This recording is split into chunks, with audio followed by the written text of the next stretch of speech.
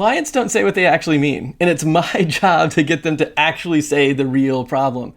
That's my biggest takeaway from over 4,000 sales calls. But here's the catch. You can't tell them the problem. They have to tell the problem to you. Because you can't tell anybody anything. Nobody does anything they're told, right? I mean, I don't even do stuff I tell myself. Like, haven't you ever told yourself to do stuff you know it's a good idea? You totally should, but you just don't. Like, exercise more, go to bed on time, wake up earlier, don't eat all the chocolate before bed. Like, all of these things, I'm telling to myself, I'm like, yeah, whatever. And I don't take my own advice, much less anyone else's advice.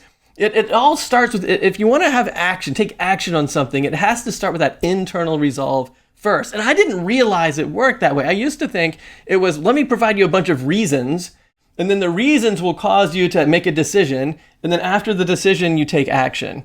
That's logically how I thought it worked. It turns out, at least in the context of these sales calls, it doesn't work that way. The decision comes first, that internal realization comes first, then the reasons, and then the action. And I just didn't realize that way. And as soon as I did, it was like an epiphany that completely changed everything about how I do these sales calls. So the trick is, well, how do you get it out of them? How do you get the problem to be kind of up to the surface so that you can then move forward in that new way where you have that internal resolve, then the reasons, then the action? Well, I've got some questions that I use that I'm going to share with you in a minute that kind of help pull that out. But there's a couple of pitfalls that it's so easy to fall into. And one of them is, I wanted to coach the clients too soon. So I'm talking to a client and it becomes almost immediately obvious to me what their actual problem is. And then I want to tell them how to fix it.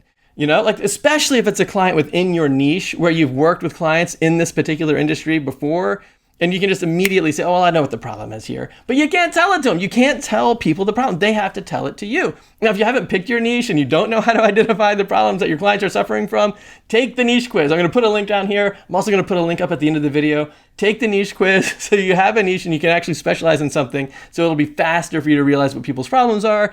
But the trick is, how do you get them to say it to you without you trying to do too much coaching too fast? Because if you coach too fast, you end up with really low ticket projects because they feel like they're solving the wrong problem. I'll give you an example. Somebody comes to me and says, hey, Lee, we need a new website. I'm like, okay, great. What's wrong? Talk to me about it. What's going on? Oh, our website is so outdated. It looks old. It looks like it was built by Microsoft Front Page in the 90s or something like that. It's totally outdated. That's not the real problem. That's not the real problem. And so, but I'm tempted to say, oh, okay, well, how many new pages do you need? And show me some other websites that you like, and give me the specs so I can build you a better website. I'm tempted to say that, but it's too soon. You can't say that right now because you're solving a cheap problem. You're solving the problem of, my website looks old. And what are the consequences of that? Your mom looks at it and says, why don't you have a better website for your business or something? That's a really inexpensive problem to solve. So you can't do that. And instead, you have to dig in deeper and start asking some questions. I got a couple of questions that I really like to use. I call them sort of like realization questions. And my favorite one, sometimes you can just do it with one question. If I don't do it with my first question, there's a couple backup questions I'll share with you here too. My favorite one is, hey, well, what's going on in your business right now that made you feel like now is the time to update your website? Because if they say what I just said is, oh, I feel that website looks like it was built in the 90s or whatever. It's like, okay, so it did okay for you for the last 20 years. Why today? Why is today the day you want to talk to me about fixing the website? And that's such a great question, because then they'll say something that might actually be the real problem. They might say, oh, well, we've hired a whole bunch of new people, and the website has all of our outdated staff, or we've moved to a new location, or we have a new product to launch, or whatever. Like, they'll start talking about all these different types of actual things that need to be brought to life in their business. And then that's going to give me two things. I'm looking for two things. I'm looking for what the goal is. Like, how can I tell if I'm actually winning at this? Like, how can we measure the success of the project? But I also want to know what's holding them back, what's standing in the way, preventing them from already having that success. Because those are the real two things that I'm looking for, the problems and the goals. And that one question oftentimes unpacks all of it for me. And so I'll just say, hey, what's going on in your business right now that makes you feel like now is the time to finally update this old website? Now, if I don't get the information that I need, I've got two backup questions. One is for goals, one is for problems. The goals question is something like, suppose you get on the right track right now. A year from now, like 12 months, not super far into the future, but like a year from now, what are some of the big changes you're going to notice? And that's going to help me figure out what the goals are.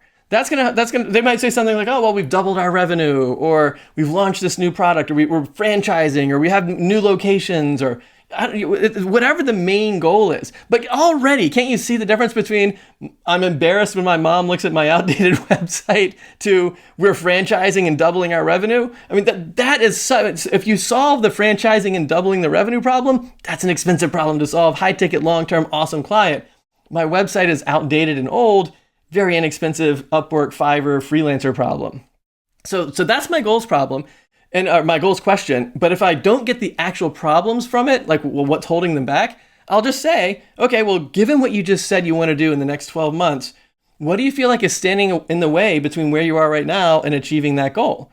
And then they'll say some other stuff, like they'll say what the problems are, right? And now they're having this internal realization that they might not have even thought through before talking to you. They might just think, well, my website really looks old. I wish it was better. And they're sort of assuming that by fixing that, they're going to get more traffic, more leads, more clients, more revenue, all these other things. It's sort of just kind of brushed under the rug as sort of an unspoken assumption.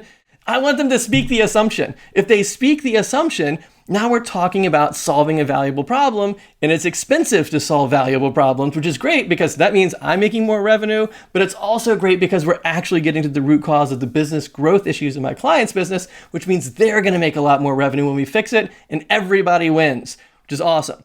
So those are the realization questions that I've got. And by the time we talk through, we know what the goal is, double my revenue by franchising. We know what the problems might be, not enough traffic, not enough visibility, not enough social proof, things like that.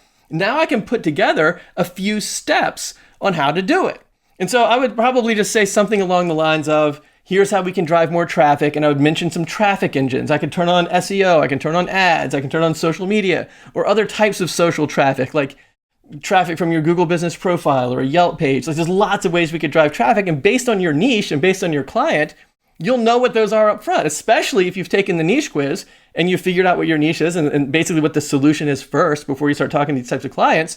You'll know, well, hey, here's how we're going to do this thing. Here's how we're going to double your revenue. We're going to drive more traffic like this. Doesn't it make sense if you had a Yelp page and you had more reviews and we had an active Google business profile and we had some organic keywords that were getting some search traffic going for you, and maybe we ran an ad campaign, like all that stuff, compared to doing zero of those things? Doesn't it make sense that now you have more traffic? Oh yeah, we would have a ton more traffic. We're not doing any of that now. And then you get to the middle section, which is, well, how do we turn that traffic into leads? And this is where you begin to talk about the features of the website. Let's put an email opt-in on there. Let's get people subscribing to your YouTube videos, which is a great idea. Subscribe to my YouTube video. And then we could talk about lead magnets and drip campaigns that follow thereafter, right? So somebody puts in an email address, downloads a PDF or watches a workshop or something like that. Then you send them a few other emails to sort of nurture the leads. Maybe you send some coupons and stuff. And so now you're nurturing these clients or these leads into potential paying clients, which is awesome.